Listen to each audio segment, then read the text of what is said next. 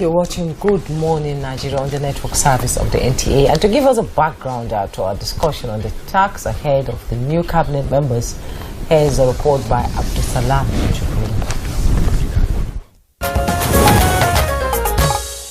It is said that the performance of any government is directly proportional to the quality of its officials, elected or appointed. Heads of government often look out for the right men and women to manage various sectors of the economy as ministers. They are responsible for driving government policies and ensuring that the expectations of the citizens are met.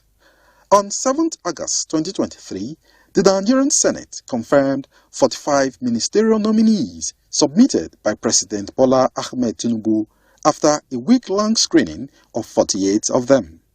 9 days later, the much-awaited portfolios were assigned to the confirmed ministers. Nigerians have been reacting to the assigned portfolios in President Tinubu's cabinet. About 10 ministries were created or modified. One of such newly created ministry is Marine and Blue Economy, to be headed by Bunmi Tunji Ojo. This involves the economic activities associated with the oceans and seas. Another newly created ministry is Gas Resources, separated from the Ministry of Petroleum Resources. Arts, Culture, and the Creative Economy, to be headed by Hanatu Musawa, combines three aspects. Recall that in the previous administration, the culture sector was merged with information. President Tinubu also created social welfare and merged it with health to have an encompassing ministry. Aerospace development was created and merged with aviation, while youth development now stands on its own. Humanitarian affairs and poverty alleviation was created from the Humanitarian Affairs, Disaster Management, and Social Development during the previous administration. While some Nigerians applaud the list of ministers and their portfolios, stressing that many of them are round pegs in round holes, others feel the portfolios could have been done in other ways. What is to be expected of the new ministers in the immediate, short, and long term?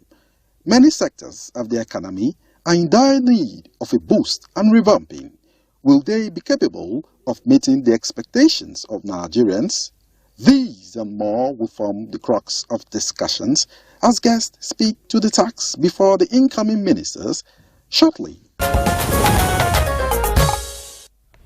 Abdusalam Jibril, thank you for that question. Great question. Will the new cabinet members meet the expectations of Nigerians? Now, that's the crux of our conversation on Good Morning Nigeria this morning. Let's go to our Enugu studio now, where Leonard Sik, Professor Ngozi Ezeilo, Senior Advocate of Nigeria, is joining us. Professor Ezeilo, good morning and thank you. Let's quickly have your own opinion about the portfolio assignments. I'm sure you must have listened to the two guests we have here in the studio. Honorable Ahmed here thinks, in terms of efficiency, this is good. And Dr. Chigbo is saying, okay, there is hope. And he's also talked about competence versus experience. What's your perspective? I think the taste of the pudding is in the eating. But really, back to serious business, is 80 days since the coming into power of this government. And basically 20 days to 100 days in office. That is always remarkable because people tend to showcase what they have achieved. And the ministers are coming just these 20 days. Definitely from their part, there may not be any deliverable before the 100 days. But let's get back to the issue of assigned portfolios. There are those that you can call square peg and square hole. That there are mismatch, definitely. But I've listened to other guests, and I know that we have to think in the best interest of Nigeria, or what Nigerians, majority of Nigerians want. What Nigerians want at this stage is an efficient, transparent, and accountable government.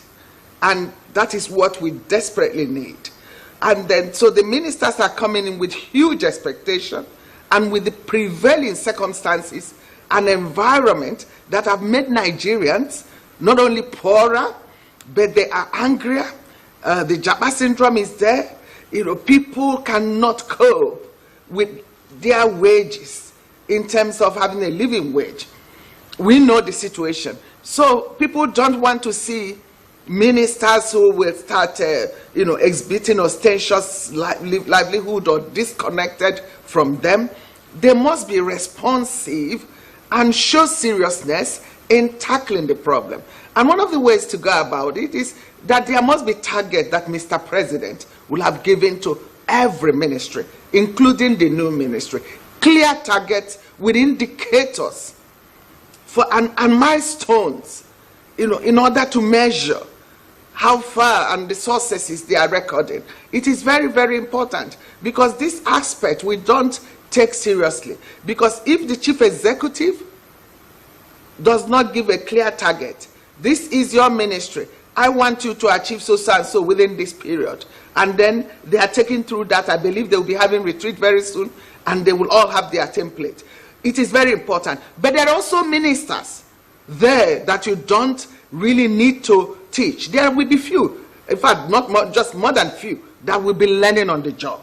And that's where you have a problem, where there is huge expectation, where already the environment is one that people can't afford to wait a minute longer.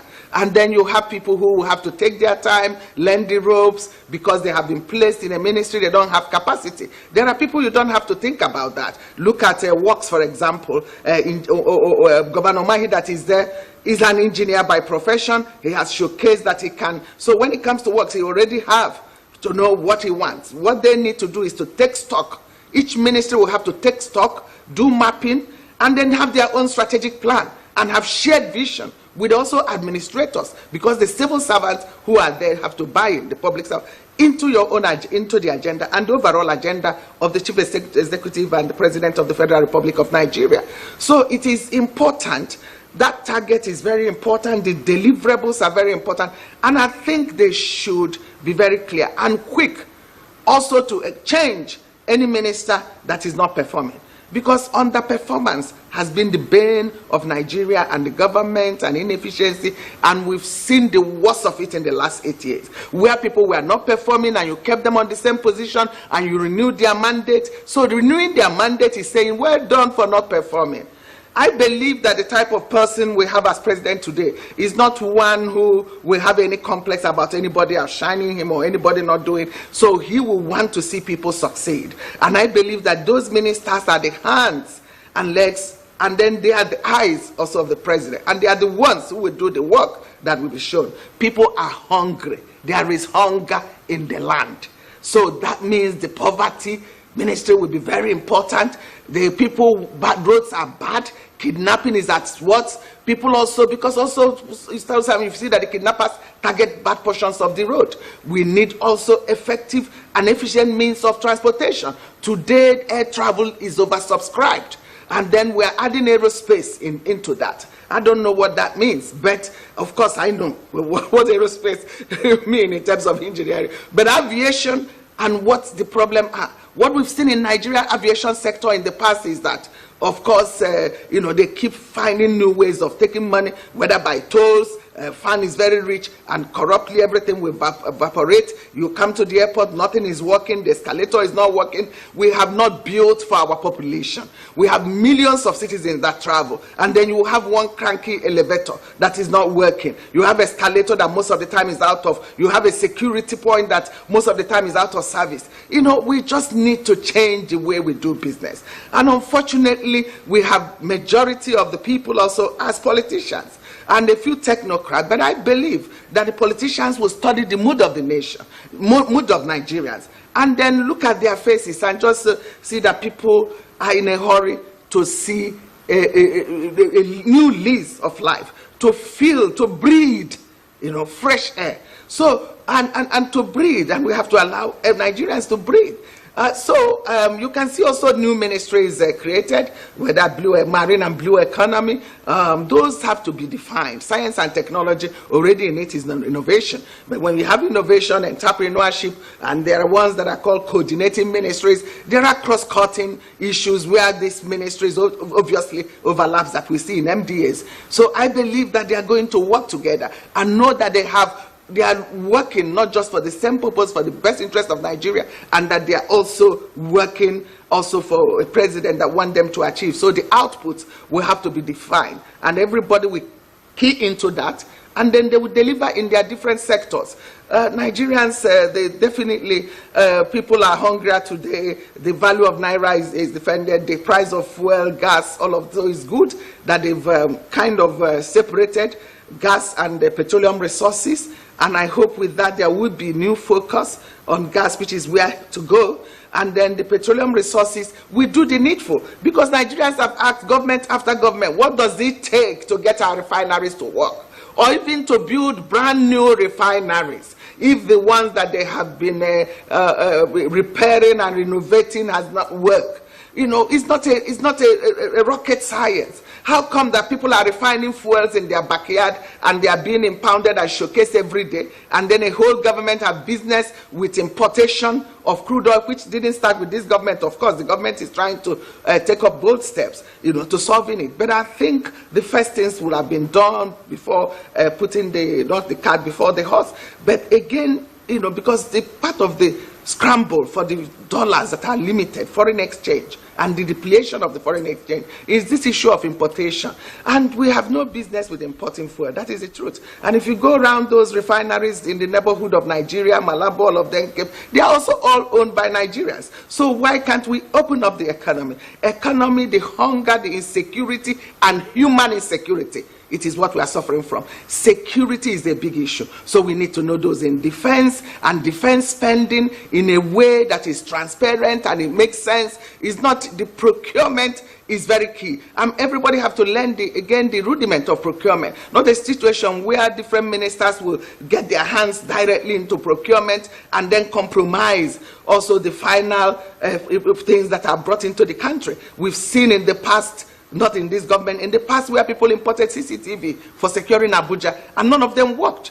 You know, so Professor Joy, yes, you've raised a lot of issues, you know, in your opening comment there. You raised some issues while you were talking, you know, about ministries, unbundling of the ministries, new ministries coming up. And one issue I want you to talk about is the Ministry of Petroleum Resources, which the president is the minister for the past, I think, since Obasanjo's era. President Obasanjo is the minister of petroleum, and then we now have a state minister of petroleum. We have two states, and then it has been unbundled with natural gas too. This is the goose that lays the golden egg here in Nigeria, you know, revenue generation and all that. And a lot of people are concerned that this time around something must be done in the petroleum sector to arrest all the challenges that have been, you know, coming up, you know, in the Niger Delta and every other place in Nigeria. How do we bring these ministries on board to ensure that the golden goose lays the golden egg and Nigerians enjoy eating that egg? Thank you very much. Like I said, yes, it's good that it's been separated, but still we are waiting. Who is the real, the minister of petroleum or both? Or we've dispensed with really the minister, because people are worried if given the huge responsibilities of the president, he will want to oversee that ministry. Again, in the last 8 years, we didn't see effective oversight of that ministry, but I believe there is a radical, not only departure, but in terms of personality and in terms of also capacity, that the president might be able to supervise it effectively. So what they need to do, because that has been the most opaque ministry, and with the new legislative development, there are things, NNPC also unbundled. There's still a lot of interference. NNPC not accountable institution, not remitting fund. That's what we need to see. Efficient management of petroleum resources. Up till now, we are just being told and for the first time under this government, that they now have an idea of how much people we consume in terms of fuel or diesel on a daily basis. Because in the past, people said the number couldn't have been right.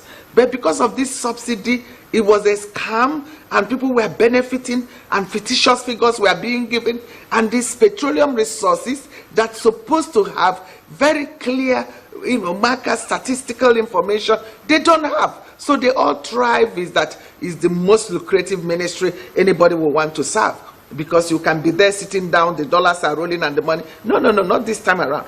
People, Nigerians are upset, they are frustrated, and they want to see development. So first, let us really know what I've never seen a tour or any of these ministers go to see those refineries, find out firsthand what is happening, and then find out how we can solve it, so that immediately, and I mean within this year, this importation of fuel stops. And we have to also develop other products from this. The issue of gas flaring, we hope that with the Minister of State for Gas, they can deal with that. They can also, there are gas pipelines being developed. I hope Nigeria war wouldn't affect that is happening in Nigeria and everything. And we can, through that, Nigeria can supply. Nigeria could have made themselves really better position, given also the war in Ukraine and the Russia and demand for those products, so that now we are number 3 or whatever, number 3 in terms of petroleum production or the natural resources. We can better deliver, better think.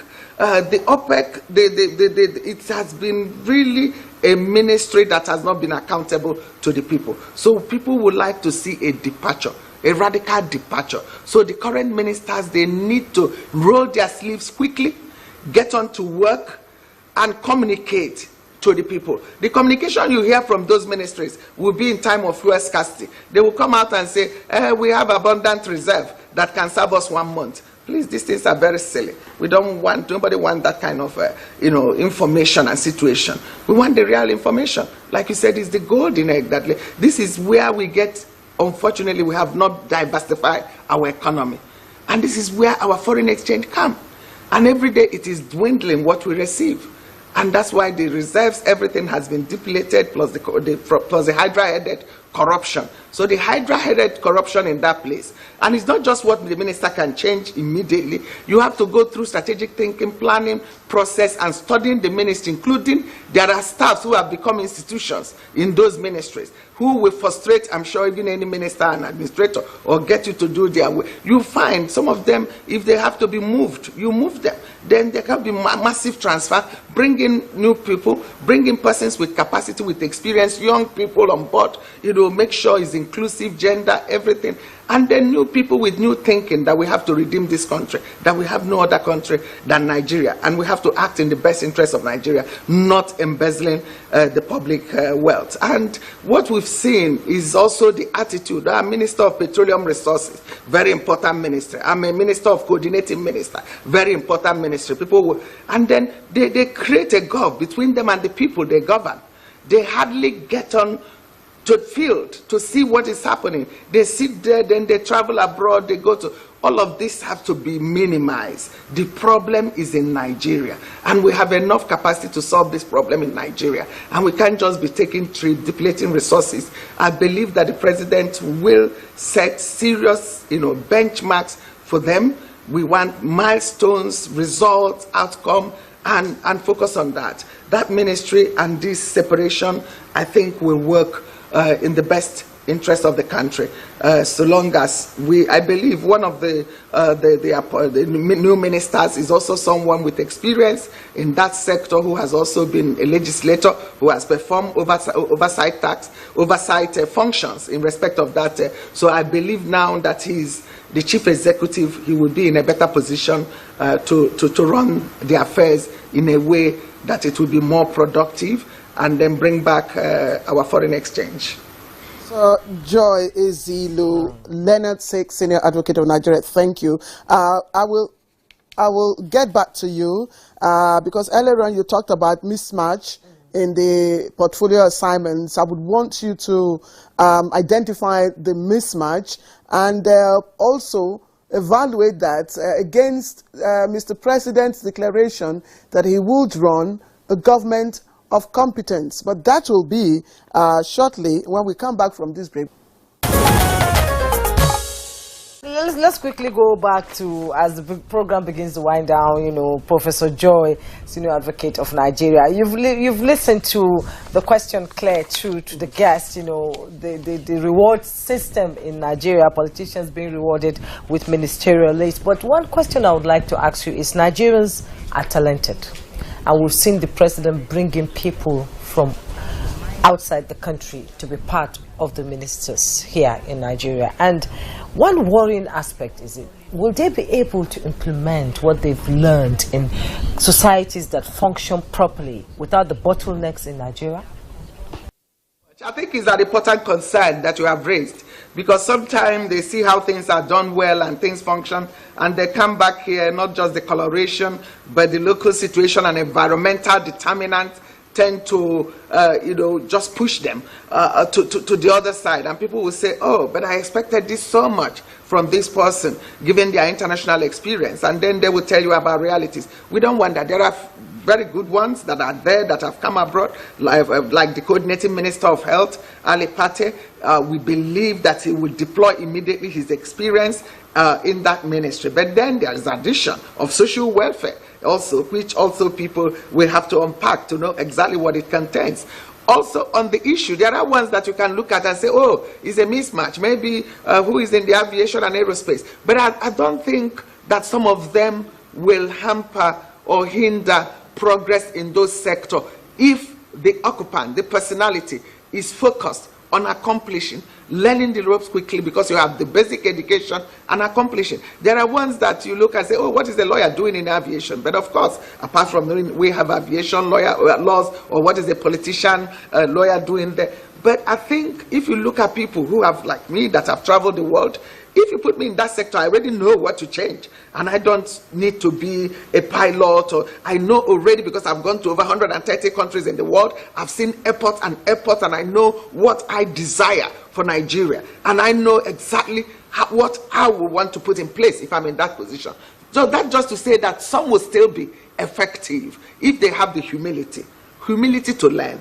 And depending on what is their focus or purpose, is it to acquire more wealth, or is it to serve Nigeria and to render service and to deliver good governance, efficient, not just looking for where can we create money, set up this park, set up this. You look at those. If there are ones that you think they are not working, you immediately act. I think it's very, very essential that we really come back to having a responsive government that will find solution to the numerous problems of Nigeria. I had my colleague, speaker in the studio there, talk about corruption, that unemployment is in every family. But I want to say clearly that corruption is a cause and a consequence of that unemployment and underemployment we see. It impacts our development. That is why we have huge population of youth unemployed, underemployed, and trying to leave the country. Because if we deal with that, we will have enough resources to engage this youth.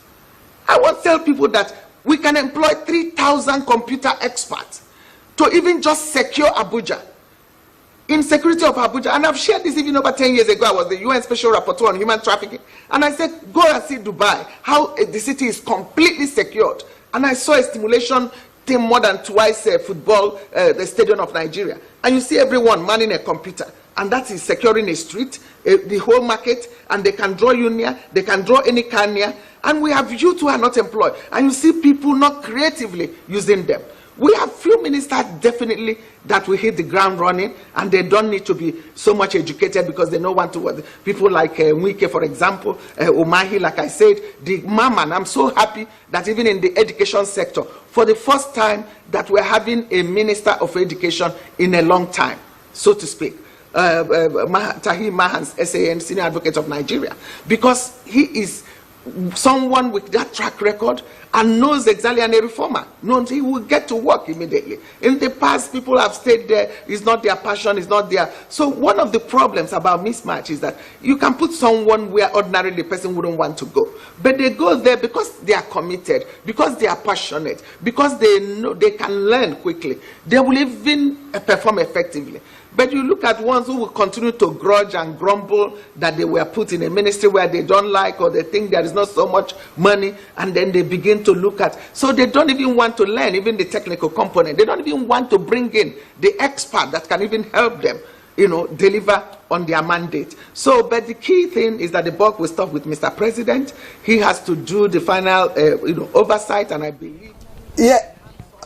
Professor Joy Ezeilo, thank you. I would like to just briefly, ask you, just before we come back here to round up the conversation, and briefly too, if you may, in the past, sector rivalry also impacted on the outcome and deliverables that the ministers, were able to deliver. Now that we've seen, demarcation of ministries, remodeling of ministries, and all that, do you think that will address the issue of ministerial rivalry?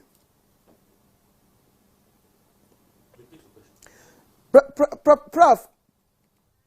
Because if you look at having now marine and blue economy, and then they can deal with then you look at the issue of gas, petroleum. There are also new areas that they had add-ons like innovation, but then separation of youth and sports, very, very crucial. An important point has been made by the guest on your studio, Ahmed, about that. So those ones it will cut, but then the minister and minister of state, and the impression that minister of state is a junior minister, and that's impression that we have to just dispense. Here we can see also some highly qualified people becoming minister of state, including past governors. So I think it's important that, and we've had people also complain that minister of state is unconstitutional because all the states have equal status. Yes, and so with that you see competition, but if they have really clearly defined targets, deliverables, specified mandates and functions, and everyone keeps to that, and then they cooperate, then they coordinate well, then there wouldn't be a problem. But if they just go on to the Minister of State and Minister doesn't see eye to eye, it affects everything. It will from our foreign affairs to internal affairs to every sector. But I don't think with a handsome president that can be allowed to linger. But this restructuring will help to a large extent in the management of those conflicts. But in the end, also, it depends on individual, the personality, the secrets of individuals involved. There are individuals, wherever they get, it's about behavior. Wherever you find them, they will try to be, to say they are the ones. So, and with that, they can hardly work with any or look down on their contemporary or including their fellow ministers. And I hope that wouldn't happen with some of the people also we have seen and know their background very well. I don't expect that to happen in some ministries. Yeah. Okay, thank you so much. Professor Joy Ngozi Ezeilo, Leonard Silk, Senior Advocate of Nigeria, Emeritus Dean, Faculty of Law, University of Nigeria in Nsukka. It's always a pleasure to have you, ma'am, with us, and we look forward to having you. To ask her what she thinks about the percentage of women in the cabinet. All right, okay, Jumai. And that's Good Morning Nigeria for today. Join us on Monday for another edition. I am Jumai Yusuf, and for Claire, who loves Friday. All right, of course, but just to add that.